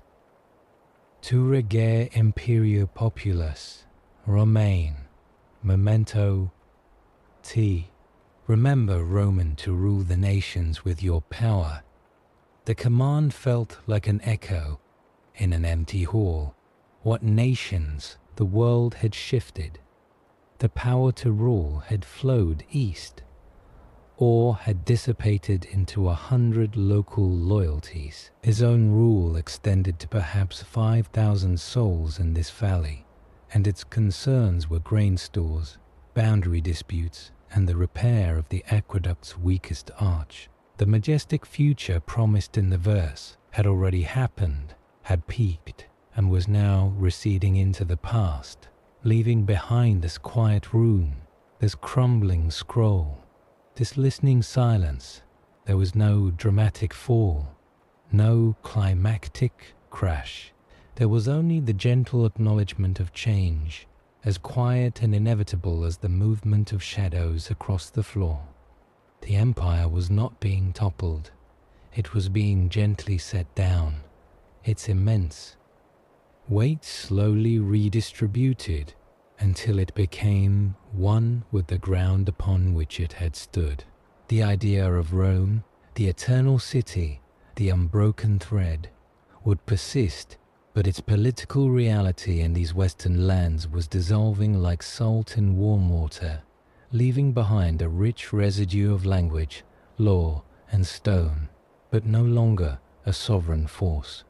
He understood this not as a tragedy, but as a fact, as neutral as the turning of the seasons. The spring and summer of that world had been glorious. This was its tranquil, lengthening autumn. His eyes grew tired. The words on the papyrus began to blur, the letters swimming in the lamplight. He had reached no conclusion, found no great insight. He had simply kept company with a ghost, the ghost of a poet's dream that had for a miraculous while shaped the earth. With a slow, deliberate motion, he rolled the scroll back up, the papyrus crackling softly. He secured it with a frayed cord and returned it to its leather tomb. The act felt ceremonial, a laying to rest. He looked at the lamp. The flame, fed by a last pool of olive oil, burned clear and steady. He watched it for a long moment, the light reflecting in his calm, weary eyes. Then he leaned forward and, with a gentle puff of breath, extinguished it. Darkness swallowed the room instantly, absolute and soft. It was not an oppressive dark, but a velvety embrace.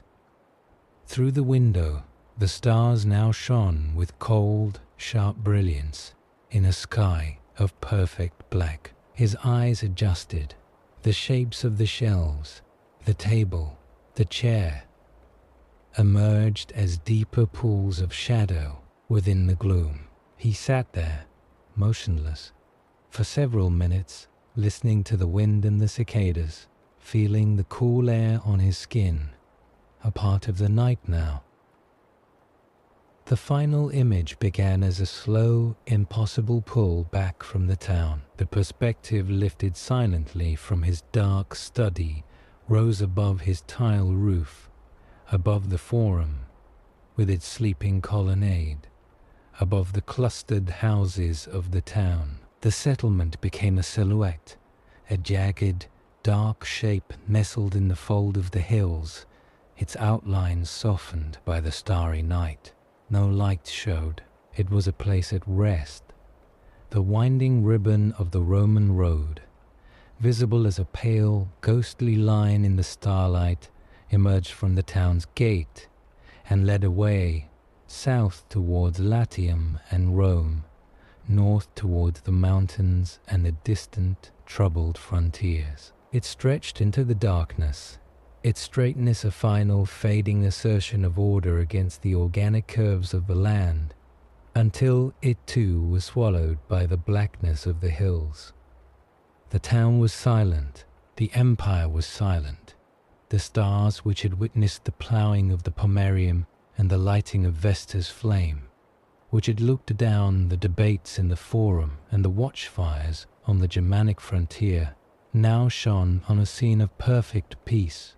There was no sound but the wind, an ancient, patient sound that had been here before the first stone was laid, and would remain long after last inscription had worn away.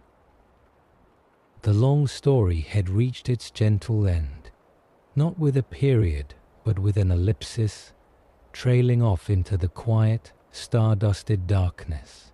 The last echo in the west had faded, and the world, having borne the magnificent weight of Rome, was at peace.